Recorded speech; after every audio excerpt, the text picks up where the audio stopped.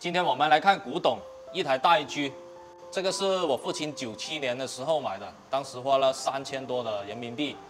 按照当时城里800块钱一个方的楼价，当时可以买4个方。现在的戴居除了稳定性、动力和精确度有所提高之外，其基本的原理是没变的。我们把它拆开，整一个机身结构，就是为了把这2个圆柄支撑起来，还有下面的一个发动机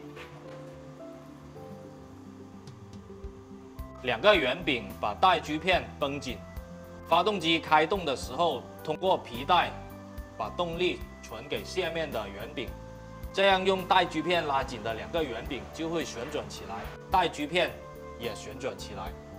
这个居片是怎么拿出来的？我们首先把上面的轮把它降下来，然后就可以直接取出来。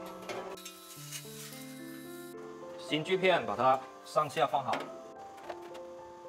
在后面绷紧。绷紧的程度只能说是靠经验，是没有统一的。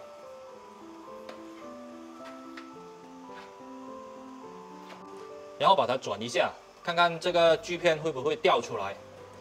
这里面有一个很小的细节，就是居片装进去旋转的时候，为什么它不会往外面掉出来？就是因为上面的这一个圆柄在后面这里，它是可以调一个倾斜度的，所以你装了刀片之后转一下，看看它会不会掉出来。如果会掉出来的话，你就把倾斜度往里面靠一点点，这样它就不会掉出来了。